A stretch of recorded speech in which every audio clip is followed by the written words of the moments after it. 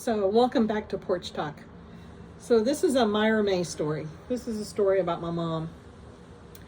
When we lived in California, my dad loved to camp. My mom was not a big fan.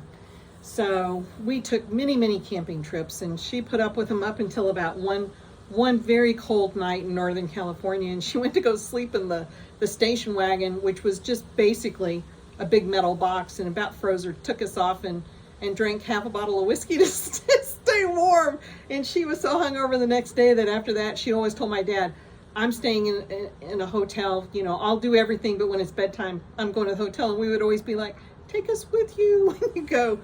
But on this particular one, I think we were in Kern County, which is Northern California, and it was a holiday weekend.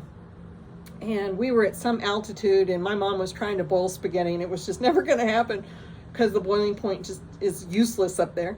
And my dad has set up the camp, and we're there for the duration, and this is like 1969, 1970, and pulling up at the only remaining campsite that we can see is a VW van with flower power and big psychedelic drawings all over it, and outpour all these hippies. I mean, it's just, people with maxi dresses and outcome guitars, and the guys have beards and really long hair.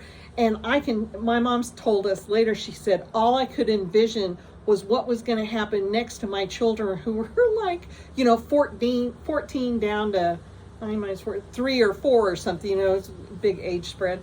And she said, there was no way I was having that for the weekend. So she ran to the car and she brought back out, for some reason she had the song books from our church, Claretville, and they were modern songs. They were not, the Rock of Ages or anything.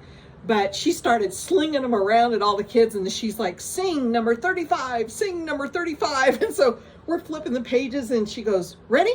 And so we start going, oh, they'll know we are Christians by our love, all these little voices singing high.